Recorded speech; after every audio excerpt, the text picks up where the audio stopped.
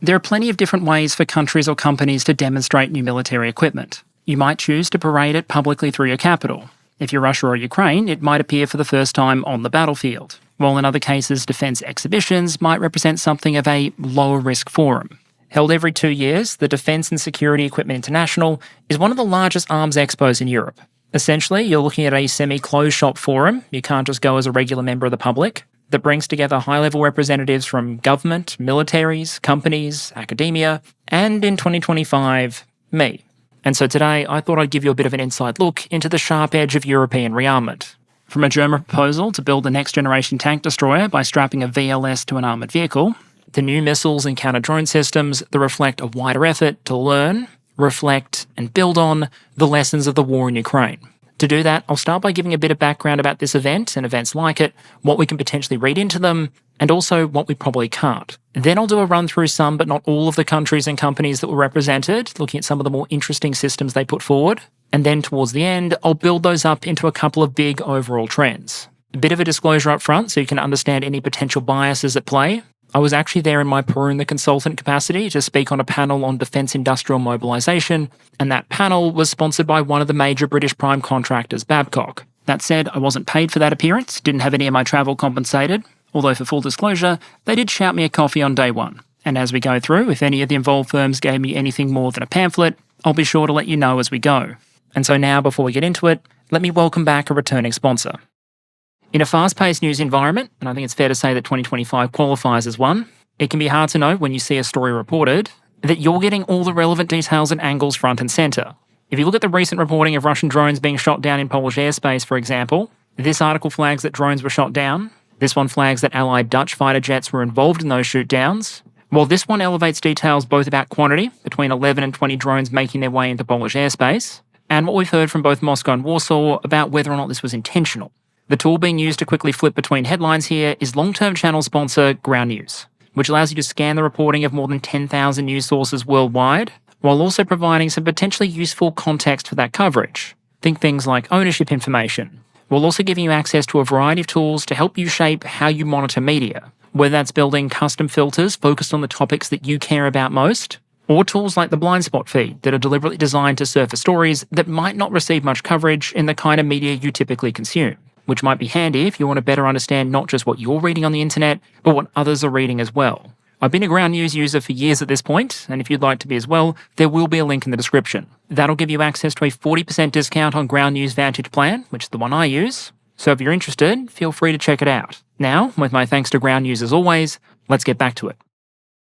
Okay, so before we get into all the new tech that everyone was showing off, let me just set a little bit of context. What was the event? What can we safely read into what I saw there, and what can't we? Even by the standards of international arms expos, DSEI is a bit of a giant. It's held every 2 years in London, and as the global security environment has deteriorated, attendance has generally increased. It's not that long ago the event might have drawn maybe 40-something thousand attendees. This year it was more than 60,000. And trust me, you can feel that scale when you're walking an event big enough to accommodate 1,700 exhibitors roughly, some of whom are going to be showing off products that don't exactly fit in a corner booth. Think infantry fighting vehicles, helicopter drones, or in one case a fighter jet that someone had to get indoors. From my perspective, there's a couple of major sources of information you can generally draw from events like these, and it goes well beyond what any of the speeches at the event might be saying. You can also take clues from who chooses to turn up and what they choose to bring, because profit-motivated companies generally aren't going to spend money without some expectation of return. And any presence at an event like this isn't going to be free. So if a defence manufacturer that might make hundreds of products chooses to exhibit half a dozen, it might be a pretty clear signal of where they're putting their priority and where they think the market might be going. What I'd warn against, which I've seen in some of the coverage, is reading too far into some of the other stuff. In particular, which nations do or don't choose to set up their own pavilions and how busy the individual stands are. I saw one report, for example, reading into the fact that of the 11 national pavilions at the event, only 5 were from European states. But that misses 2 key details of how events like this can work. You might have a bunch of companies clustered in a national section, but you might also just have companies choosing to represent themselves. There was no dedicated Polish, Czech, or Spanish section, for example, but you had a pretty significant presence of Polish, Czech, and Spanish suppliers. It's also the case that not all presences are created equal, and some firms and countries will go much, much heavier on their presence than others. For some companies, that might be 2 blokes in a booth with a product or 2. Or you could be BAE and build a multi-storey Doom Fortress in the middle of the exhibition centre, which by Gimli logic still only counts as one. The other thing I wouldn't read too far into is just how busy any individual stand happens to be. And I've seen this particularly relating to coverage of how quiet some of the American sections were. You could walk past the Lockheed Martin section, for example, and note that some of the time there were more people working the desk than visiting the exhibit, and conclude that clearly this means the imminent collapse of US arms exports. In reality, of course, a couple of people in a meeting room can often move a lot more money than 100 on the event floor, and people being people, there's a lot that can affect where attendees spend their time when they don't have somewhere they absolutely need to be. The Australian section was absolutely packed for almost the entire conference, for example. Yes, in part because there were some great firms there showing off some very interesting tech, but it probably helped that some genius decided to set up a coffee bar there that was dishing out, in my opinion, the best coffee of the conference. So some of the people there might have been hunting for remote weapon stations or drone jammers, while others, like me, were looking to get a taste of some of the country's most strategically significant exports, drinkable coffee. In other cases, the busiest stands tend to be the busiest because they have things to, for lack of a better term, play with. SAAB brought their Carl Gustav rocket simulator if you wanted to practice taking out simulated BMPs and T-72s. One of the simunition providers started running an ad hoc leaderboard, with service personnel from around the world and a couple of optimistic civilians lining up for a chance to put their name and their unit on a very dynamic top 10 list. The point is, there's not really a hard correlation between visitor count and commercial interest. There would be far more people at the SIG stand, for example, than at Lockheed Martin, because Lockheed Martin didn't have, for example, a fighter jet you could jump in, while SIG brought racks of firearms that you could handle, allowing people like me to gather valuable insights. Like the fact that, yes, those next-generation LMGs are fairly heavy, and I clearly didn't miss a calling as a machine gunner. So now that we know what to focus on, let me give you a bit of a walkthrough of some of the more interesting bits of what I saw. One of the things that immediately stood out across the different national and corporate contingents is just how different so many of them were, with a real feel that everyone here was trying to play to their strengths. The Baltic states, for example, were showing off a lot of smaller pieces, with the lessons from Ukraine really shining through. Lithuania, for example, had fibre optic drones, some designed for the typical adapted RPG payload, but others with purpose-built EFP warheads specifically designed for anti-armour use. Basically the kind of stuff you might want if you're a small nation on a budget and wanted the ability to very rapidly and affordably clone some of the capability we've seen the Russians and Ukrainians develop. As an aside, in that same vein, we've also seen a Lithuanian firm develop this X-wing loitering munition, capable of vertical takeoff and with a claimed range of around 60 kilometres, roughly 37 miles. So again, the kind of system that wouldn't look out of place on the battlefields of Ukraine. The Japanese section in many ways mirrored the country's complicated relationship with its defence industrial complex. Plenty of very smart and friendly people and interesting industrial and technological capabilities, but nothing that visibly really looked like a weapon. Contrast that with the Polish PGZ group, who basically brought nothing but visible weapons. In that case, with a particular focus on the Piorun or Thunderbolt man-portable air defence system, which they showed off in both its shoulder-fired and dual fixed-mount configurations. The system's already been a major success for PGZ. I think they've reported they produced more than 3,000 at this point, so with their eyes on a second production line, perhaps unsurprising to see it get pride of place at an event like this. A lot of these national sections tended to be dominated by just one or two key firms. For Belgium, for example, that was John Cockerell, who manufacture remote weapon stations, a bit more on those later on. And on the other hand, as you might expect, Fabrique Nationale, who manufacture guns. Lots of guns. Of all the things to show off though, noting that this is a military-focused event, it's interesting how many shotguns got pride of place. The key piece there, of course, is that these companies aren't looking to sell you a shotgun, they're looking to sell you a man-portable, hard-kill, counter-UAS solution. And I think it's interesting that if you go and see what the FN website says about the SX4 shotgun, it actually mentions countering drones before more traditional shotgun roles like clearing confined spaces or responding to close-range threats. And over the course of the event, I bore witness to more than one conversation over what the best anti-drone loading for a shotgun happened to be. Talking to some of the people involved though, they seemed to be under the impression that this was very much an interim solution, that other handheld anti-drone options would eventually be available, with a fair amount of discussion of potential anti-drone loadings for larger launches.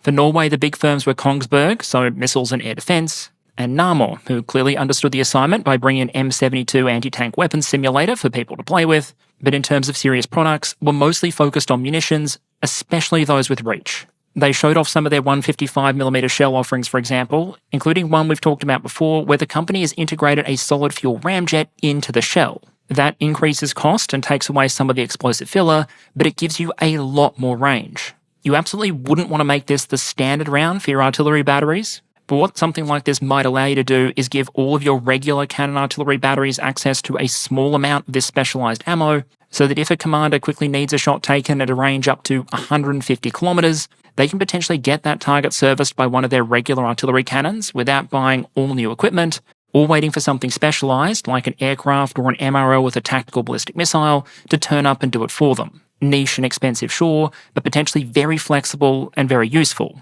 Also in the more range from Norway column was the AMRAAM-ER from Kongsberg, which, to oversimplify, combines the guidance section of the AMRAAM in its C8 version with a much chunkier 10-inch diameter rocket motor from Nammo and a number of other improvements. I saw reports of the system being successfully test-fired, I believe early last year, and the basic goal here is to make the missile go further.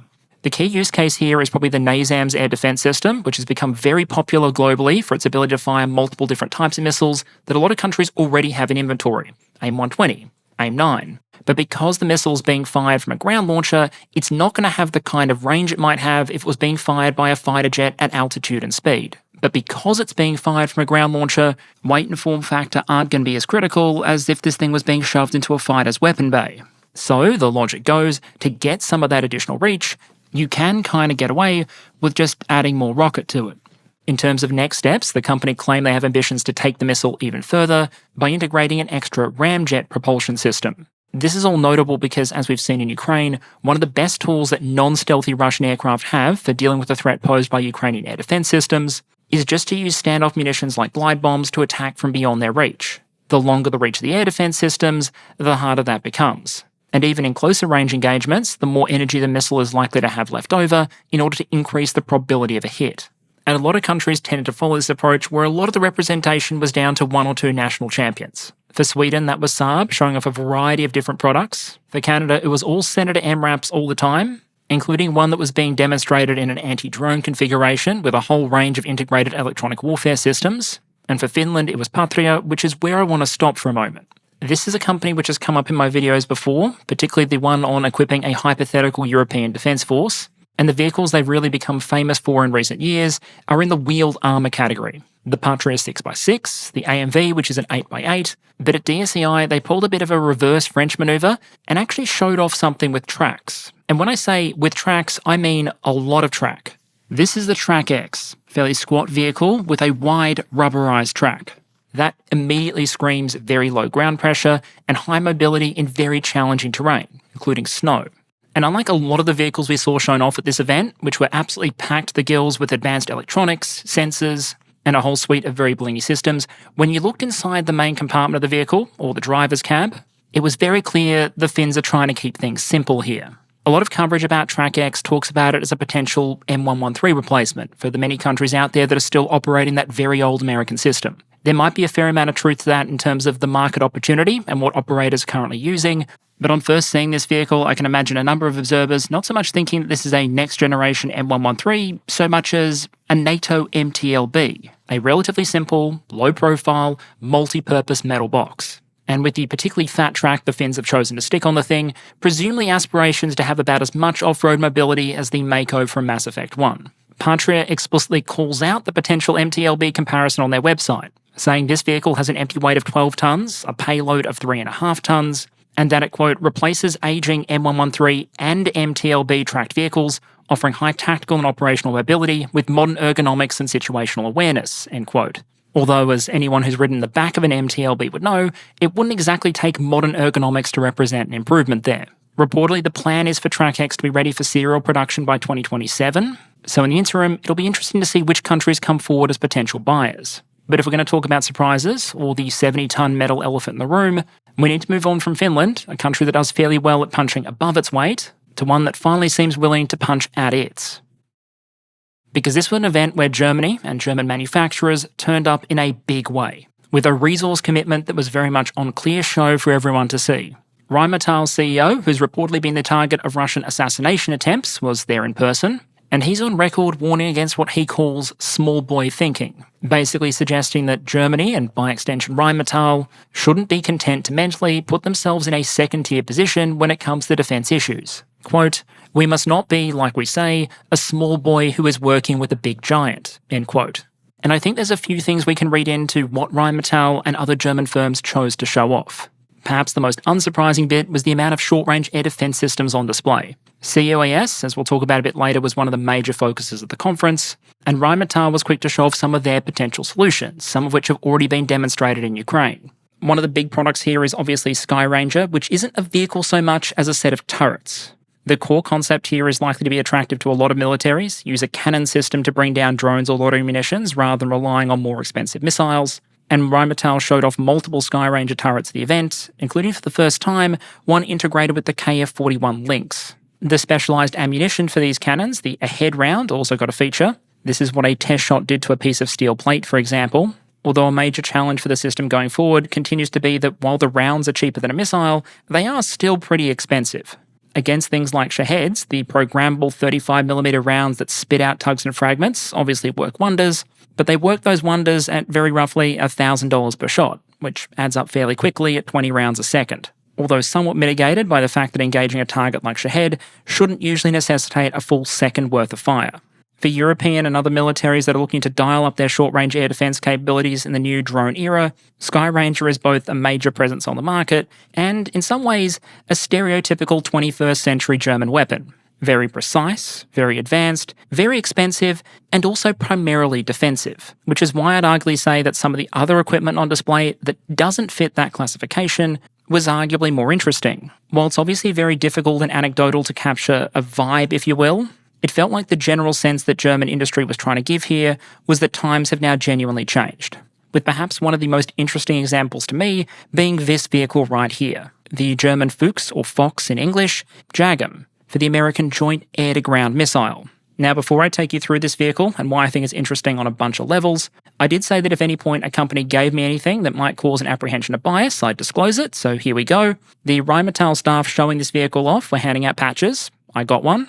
And also in a bit of genius PR, the vehicle had a cute public-facing mascot. Disclosure out of the way, what are you looking at here? The Fox JAGM, as the name suggests, is really a hybrid of two main systems. The Fox in this case is the basic armoured vehicle. It's been built in significant numbers both for the German military and a number of foreign buyers. It's very mobile, and especially by German standards, relatively light and cheap. And in its most recent evolved version, there's an active German production line, and so it makes sense as a base vehicle to offer to the market. Then there's the JAGM, and especially the AMRAAM-ER version, which is a missile from America's Lockheed Martin.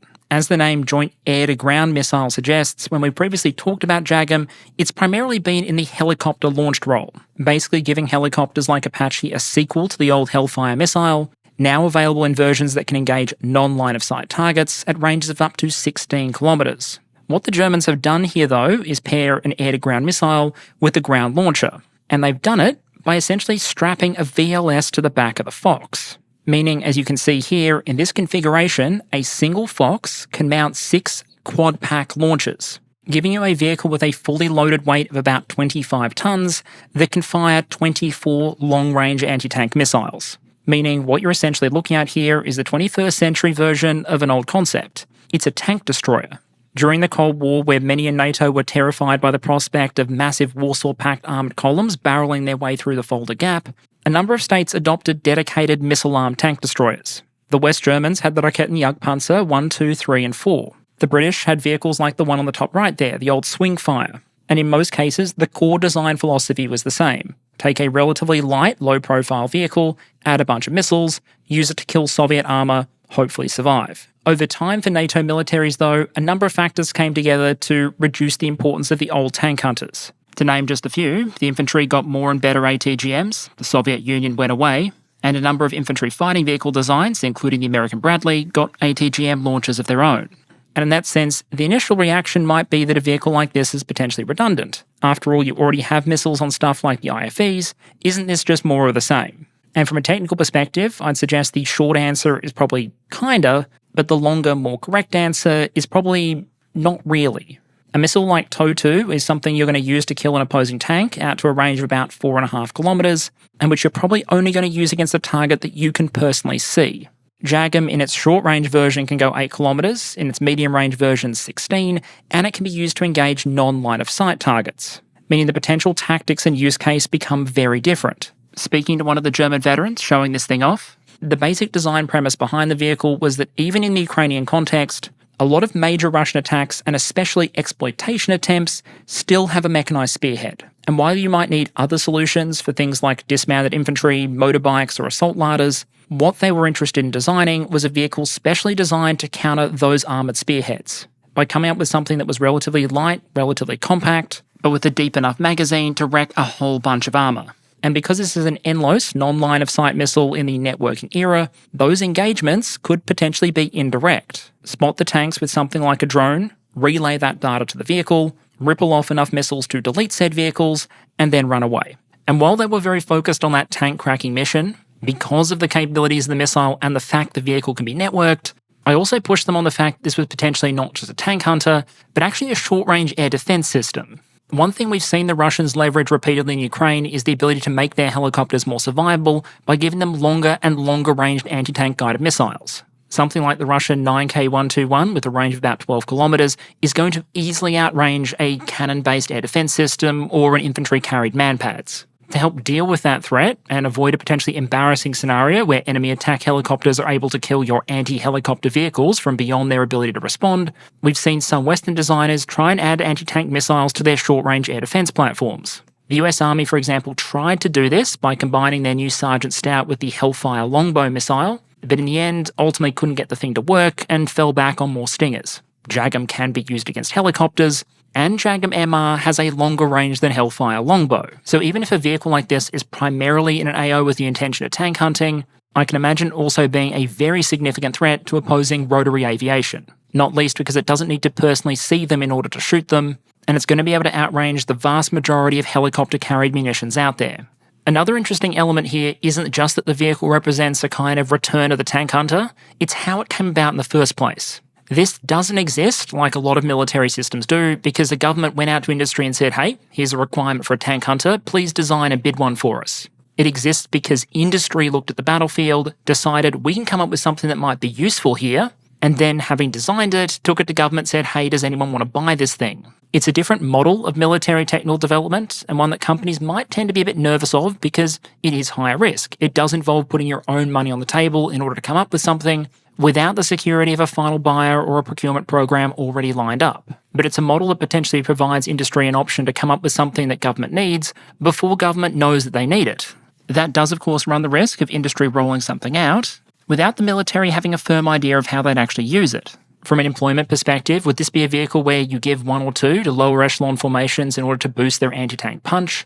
Or do you take a leaf out of, say, US Army doctrine circa World War II, form dedicated tank destroyer battalions, and hand those out as very specialised assets to higher echelon headquarters? In that respect, though, I think it's worth noting that even within NATO, there is current precedent on how you might use something like this. While the number of dedicated missile-armed tank hunters in NATO inventories certainly fell after 1991, they didn't disappear entirely. Poland, for example, arguably with some good reasons to continue to be nervous about the prospect of Russian armoured columns causing them issues, continue to operate things like this. Combination of the old BRDM-2 scout car and the now hopelessly obsolete Malyutka ATGM. Poland actually stood up a program for new tank destroyers years before the 2022 invasion of Ukraine, with the selected design based around a multiple launcher for the British Brimstone missile, which is a missile we've seen the Ukrainians reportedly use with some success, albeit in their case using extremely advanced launch vehicles like this one, because apparently there's no rules saying you can't put precision-guided missiles on the back of a technical. So while the implementation with this Rheinmetall vehicle is different, and it represents a bit more of a focus on a return to anti-tank systems in a European context, it's not like NATO will be starting from zero in terms of an understanding of how you might use something like this. I think there's also going to be some debate about what a vehicle like this represents from a procurement perspective. I was discussing the vehicle with a mate who was also at the exhibition. We were both seeing the thing for the first time, and we instantly came up with two very different views on what this might represent in a procurement sense. His first thought was this was essentially a luxury asset, that this is something you look at after you've already put ATGMs on your IFEs, you've got your tank force, you've handed out ATGMs to your infantry, you already have all those other typical bases covered, and then at the end, if you feel you still need more anti-tank punch, you might add a couple of these things as well. I can absolutely see that use case, but I can also imagine smaller, more resource-constrained militaries looking at this kind of concept as an option as well.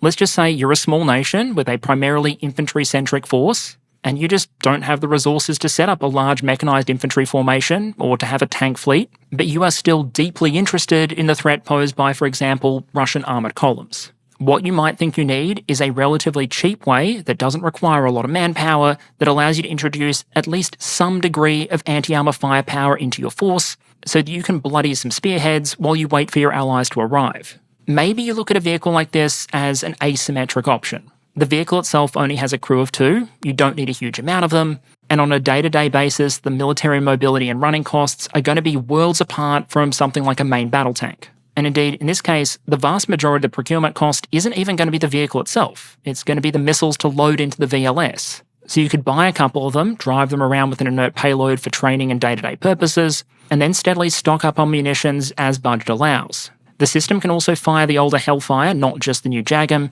so if you have those in inventory or can get access to them for cheap on the secondary market, maybe that provides you some potential magazine depth as well. Plus, perhaps if you're worried about Russian attack helicopters being used to support spearheads, but your force structure just isn't big enough to support a bunch of short-range air defense units, then maybe you can combine something like this with man-pads and interceptor drones to provide a kind of ersatz solution.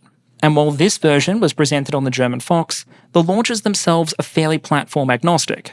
We've seen options shown to attach 8 missiles to a JLTV, and 4 or even single-shot version for particularly light or small vehicles. From that perspective, I'd argue that for some countries, a vehicle like this might not be so much a Super Bradley with more tank-hunting firepower, it's a land attack helicopter. Not so much in that deep behind the enemy lines manoeuvre role, obviously, but in that more Cold War era or Russia and Ukraine style, as the helicopter as a responsive asset for dealing with enemy armoured breakthroughs. There's obviously a lot of things vehicles like this won't be able to do that a helicopter can, and it's presumably going to be much more reliant on other sensors to find its targets than something like an Apache E would be, but it's presumably going to cost much less to procure and a lot less to run.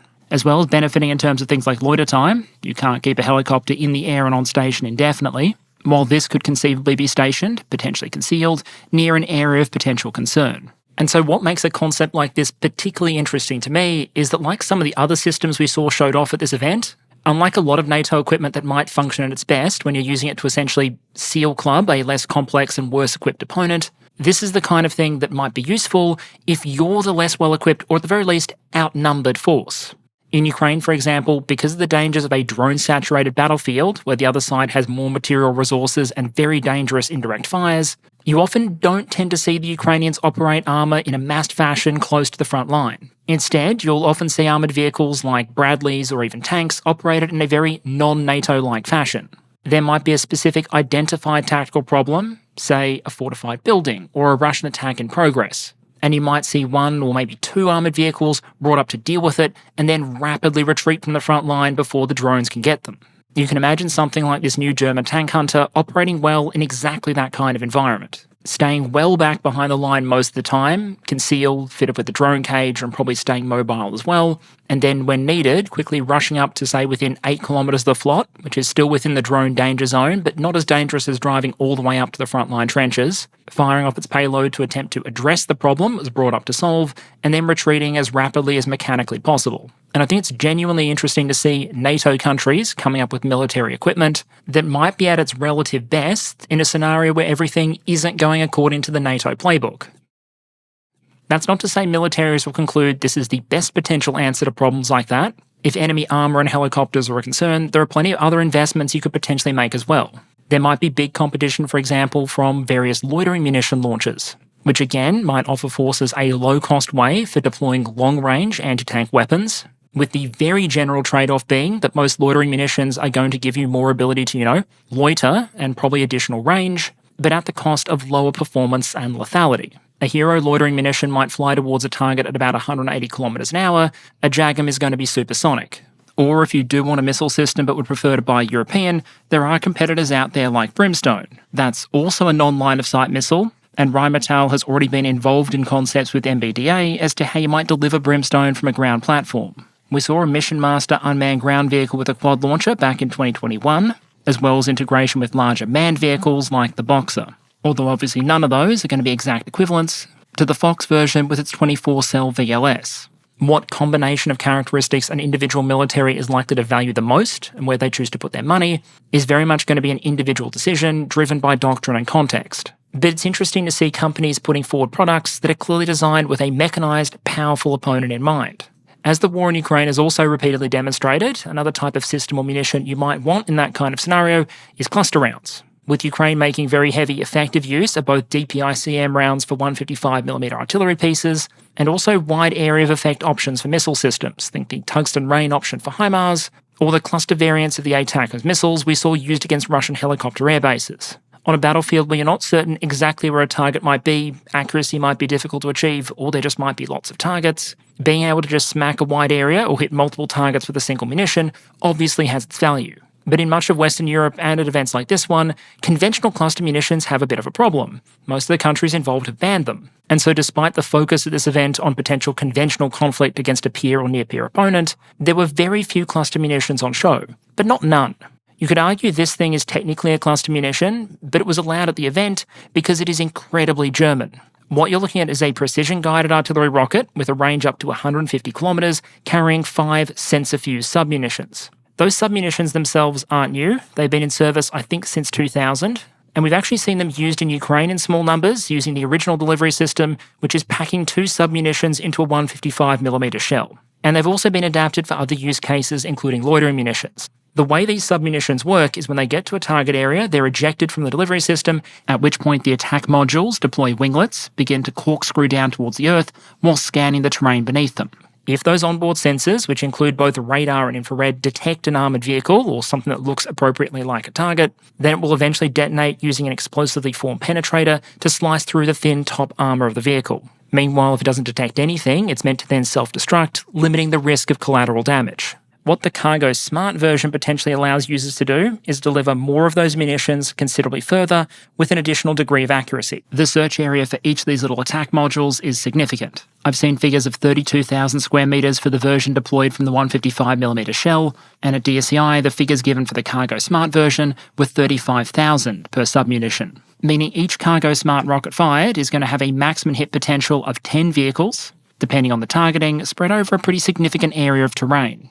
I know with the 155mm shell version you could disperse both attack modules to scan different areas, thus giving you about 64,000 square metres of scan, so I think it's fair to assume the rocket version would allow a degree of dispersion as well. The way the manufacturer was suggesting this might be used is if you encountered an armoured column and were able to hold it up for whatever reason, whether with a minefield, an anti-tank ditch, or just a well-defended position, then this might be a way to give artillery units the ability to rapidly destroy an entire column. But given the ability to disperse the submunitions, I can also imagine it being used by militaries that can't have access to regular cluster munitions against targets that might benefit from them. One that comes to mind to me, for example, is air defence batteries. Those will often consist of multiple vehicles, launchers, radars, command vehicles, etc., spread over a significant area. They're also valuable targets, meaning they might be worth spending expensive munitions like this on, but also, especially if they're being used to protect frontline positions, might be within range of a rocket system that can reach out 150 kilometres. And unlike with unitary payload weapons, you might not even need that exact to fix on a target location or for the target to be static in order to have a good chance of hitting it.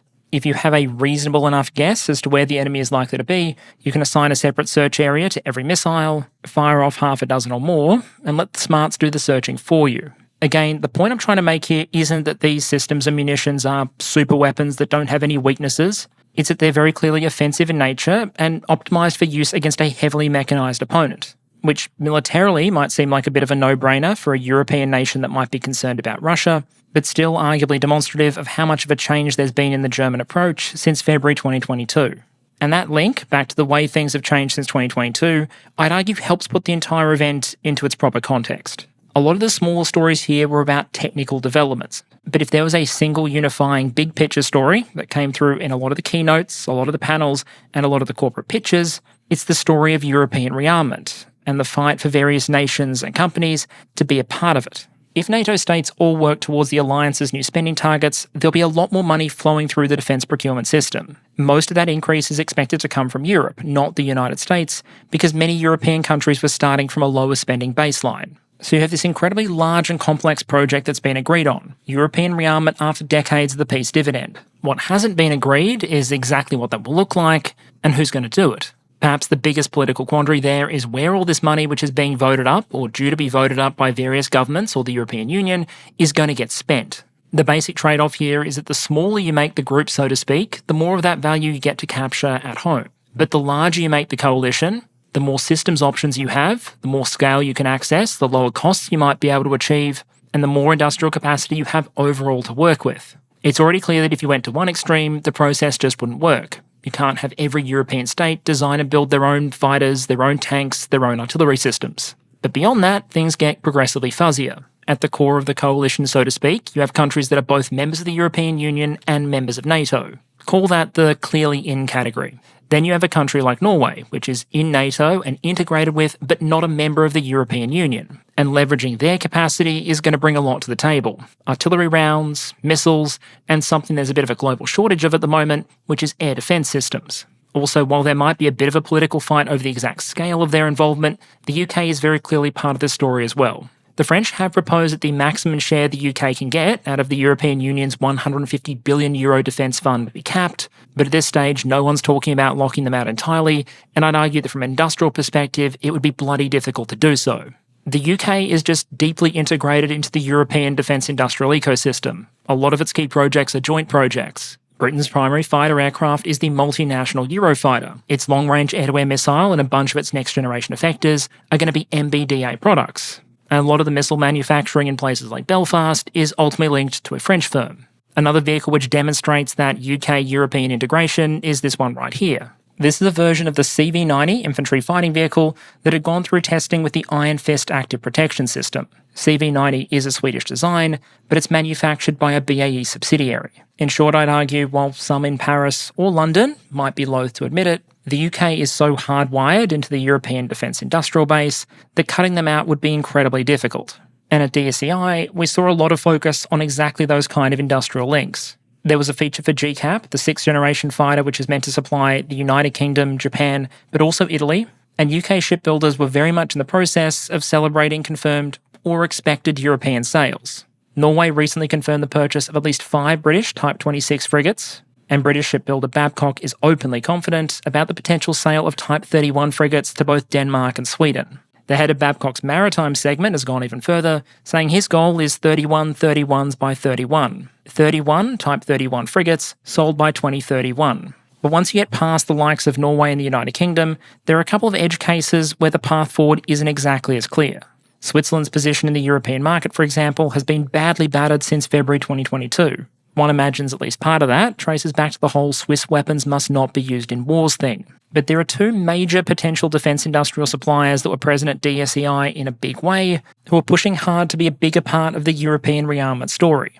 Hanwha from the Republic of Korea was there with a wide range of offerings: surface-to-air missiles, ATGMs, a small utility UGV, and in true Hanwha style, cannon and missile artillery systems. To me, the interesting ones here aren't so much the ATACMS and GIMLRS equivalent on the left and right respectively, it's the one in the middle. That's actually the CTM anti-ship ballistic missile, which is a kind of system we've seen a lot of out of, for example, the People's Republic of China, but which isn't present in most European inventories. At DSEI, there were a significant number of anti-ship missiles in general on show, including some that could be used for coastal defence, but this one was interesting both because it's ballistic and because it doesn't need its own dedicated launcher.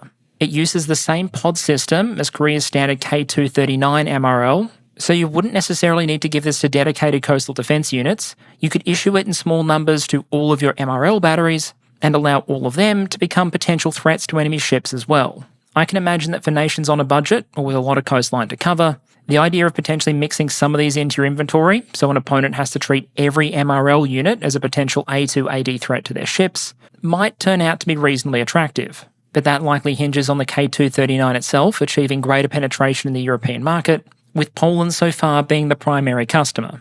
From an industrial perspective, it does look like Korea is doubling down on Poland as their potential entry point into the European market. The 2 countries recently signed a deal worth roughly $6.5 billion for another tranche of K2 main battle tanks for the Polish army, with this critically being the first set that'll include some tanks being manufactured in Poland itself. After the last so-called gap-filling tanks are delivered, the first 3 K2PLs will be manufactured in Korea, and then the remainder of the order in Poland. At which point, we'd expect Hyundai Rotem to try and leverage that industrial forward base, so to speak, to try and sell to additional European customers. The other big question mark that was present at DSEI in a massive way was the Turkish arms industry. The Turks are critical members of NATO, but not part of the European Union. And views on greater Turkish participation in the European defence sector vary greatly within the bloc, from those that are generally supportive on one hand to Greece and Cyprus on the other. Over the last couple of decades, the Turkish defence industrial base has matured significantly. They have a lot of products to offer, but a lot of what their companies chose to put forward at this event was, shall we say, highly kinetic. Glide bombs, guidance kits, tactical ballistic missiles, anti-ship missiles, drone munitions, and even a remote weapon station or two. You can see it on the right there, which comfortingly was turned on and continually scanned the audience. Yes, the ammunition feed was visibly empty, but it's always an interesting experience seeing yourself on thermal. For the curious, here's a close-up of the control station, and as you can see, it certainly represented a very literal take on the idea of keeping a market in your sights. An event like this by itself probably isn't going to swing a strategic decision like whether or not or how to involve countries like Korea or Turkey in European rearmament. But the fact they dedicated the resources necessary to be there, and to be there at scale, I think gives a bit of a clue as to just how seriously those countries and their companies are taking the issue. Both the Turks and the South Koreans have applied to join the European Union's SAFE program. But what, if any, their participation will ultimately be in that program, or the ones that follow, only time will tell. But moving away from a focus on some of the individual national participants, towards the end, what I wanted to do is zoom out and talk about some of the broader trends I saw. Because I'd often argue these events, and the industry more broadly, go through fashions and phases. Where there's suddenly a major new imperative threat or technology, everyone sees the same opportunity to grow shareholder value at the same time, and so you see a lot of producers come to an event with similar technology, similar systems, similar solutions. There was a phase some years ago, for example, where everyone had an EOD bot or a counter-IED solution. A few years ago, suddenly everyone had a small drone. And while DSEI 2025 was fairly diverse, I'd argue a couple of themes still came through. 1. Everyone really wants all those pesky drones dead. I think it's fair to say there is an understanding that small UAS and loitering munitions are a threat, that they can be paralytic on the modern battlefield, that they're going to be a reality of it, and NATO militaries in particular are interested not just in harnessing the offensive power of drones for themselves, but also interested in finding a way to negate an adversary's drones so they can go back to leveraging their traditional strengths and fight the way they want to fight. There's a range of things we could talk about, everything from anti-drone gun sights for regular small arms through to soft kill systems like drone jammers, a variety of interceptor drones, some promising, others not quite up to the specs we've seen from the Ukrainians so far. But one I want to focus on is the integration of hard kill options for defending armoured and not so armoured vehicles. With the two main approaches displayed, often together, being adding an active protection system, and the other, the integration of a remote weapon station. Basically, you put a remote-controlled gun with some sensors and automation on the top, and if there's no dedicated SHORAD vehicle like a Skyranger in the vicinity, use that to try and blap the incoming drones. There were a huge variety of RWS on show, and a lot of the demonstrated vehicles had them. This is an example of what you might call a heavy generalist system, 30mm autocannon plus machine gun, and, presumably for good measure, 4 surface-launched Brimstone missiles. Across the event, there were a lot of these on show, with variation in terms of all the key elements. The calibre of the gun system, what missiles, if any, they were mixed with, what vehicle, if any, they were mounted on, what their primary purpose was, whether that was dedicated anti-drone work or more general purpose in nature, and, of course, differences in the all-important sensor suite.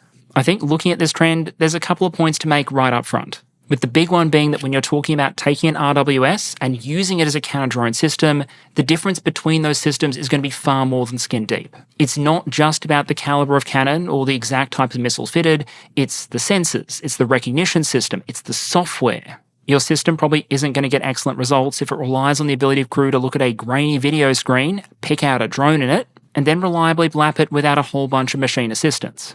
Asking them to manually acquire and engage a moving drone-sized target hundreds of meters away is likely to be an exercise in futility and wasted ammunition. So in my view, in order to demonstrate an actual CUAS remote weapon station from a remote weapon station that you can also potentially fire at drones, you need to be looking at something that has the sensors and automation necessary to track and engage them without a huge amount of crew intervention, and then potentially specialised ammunition or at least a dual ammunition feed to make that job more efficient.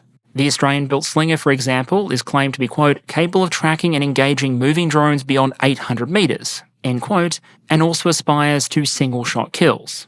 But to do that, it needs excellent sensors, automation, stabilisation, and specialised ammunition, with this being what it looks like when the proximity-fused rounds get close to a target drone.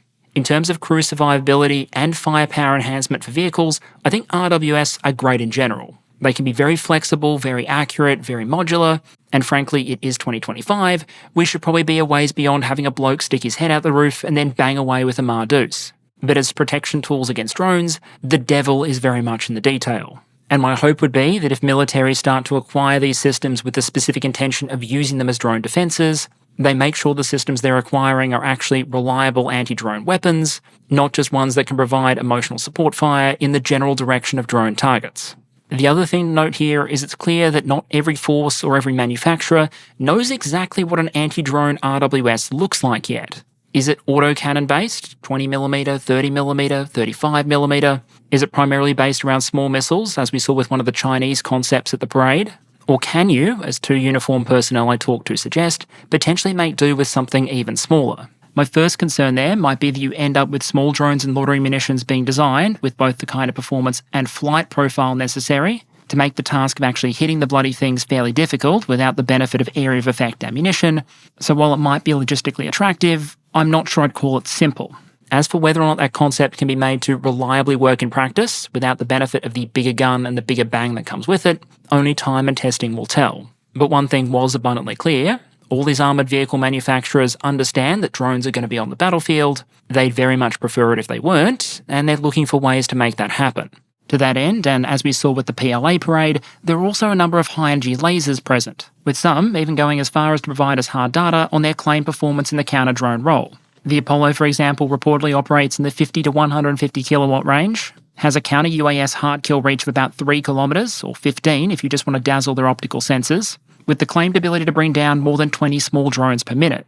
Connected to mains power, the magazine, so to speak, is going to hold out as long as the equipment does, but just operating on internal power, it's claimed to be able to bring down more than 200 targets. Taking those numbers as given, a system like that is probably going to really come into its own if you can connect it to an external power source, giving you the ability to make a significant number of very low-cost interceptions.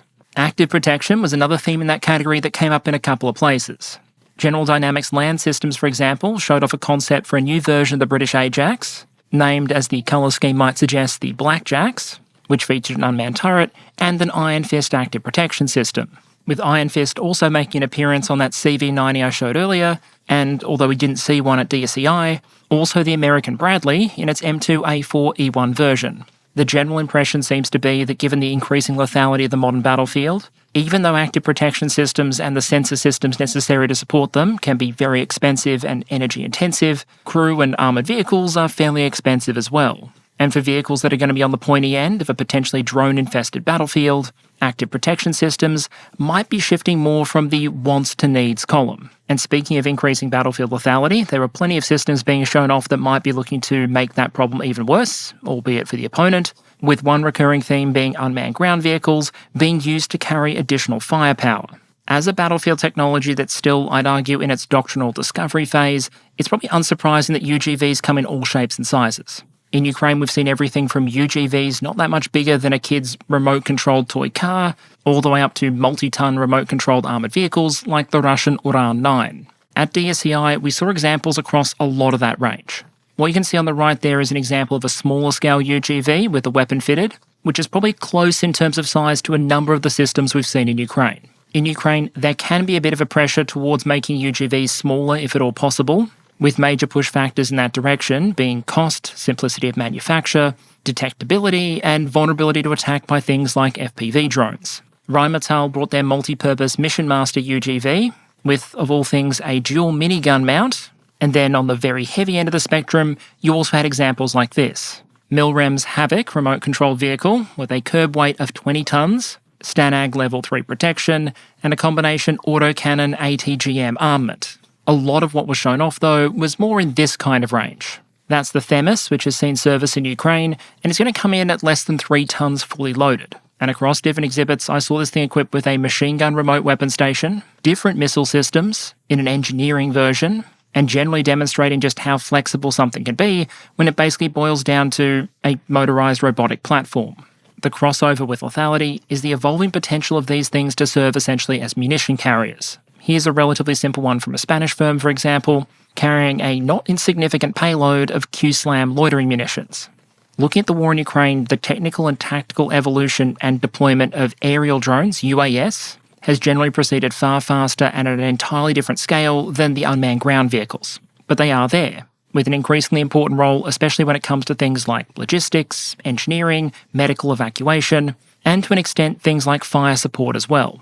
And what I think came through at DSEI was an expectation by at least some firms that this was a technology with real potential, that militaries were going to want to augment their manned systems, but that given the question of exactly how UGVs would be employed by future forces is still something of a work in progress, a lot of the designs we're seeing so far are very much multi-purpose. Tractor-wheel platforms in various size categories, capable of being adapted within reason to whatever mission or payload a customer might need. And given the technology is only likely to improve, and that UGVs are probably unlikely to turn up at the VA after years of service complaining of back and knee pain, I can imagine we'll see UGVs appear in forces in ever greater numbers in the coming years. A final area of note is that we did see some longer-range missiles showing up. That included some of the higher-end stuff that I'll talk about in the future, like the new Stratus missiles from MBDA, but it also included some examples of low-cost effectors, things that might pretty clearly represent potential lessons of the war in Ukraine. A good example here, but not the only one at the event, was the crossbow concept from MBDA. Essentially what you're looking at here is a low-cost subsonic cruise missile that can be ground-launched from the back of a vehicle, with the goal of being able to huck at least a 300-kilogram warhead, at least 800 kilometers, for a target price point of about 400,000 per unit. In terms of payload, size and cost, that would very much put the crossbow in between things like Shahed on the lighter side and the Ukrainian Flamingo on the heavy side. A 300-kilogram purpose-built and designed warhead is enough bang to threaten a wide array of targets. It's likely to be small enough that it's easier to transport or launch than something like a full-size Flamingo, and harder for opposing air defences to detect, and it's going to be considerably faster than a propeller-driven one-way attack drone. It doesn't have the range of a full-size cruise missile like the Tomahawk or Flamingo, but in a European context, 800 kilometers still gives you a lot of threat range. And one imagines that if a system like this had been available back in 2022 or 2023, they would have been fairly high up Ukraine's priority list. As for the future of systems like this now, it remains to be seen who the potential buyers for crossbow, or another equivalent concept the UK Tigershark we saw, will ultimately be. But one of the most obvious niches is going to be European countries looking to acquire affordable long-range weapons to give them some sort of deterrent capability against Russia. Basically something that gives you the option to say, hey Russia, if you fling drones or missiles into our airspace, perhaps we might fling something back. As it stands, for crossbow specifically, additional testing is scheduled for the end of this year, with potential production in the first part of next year.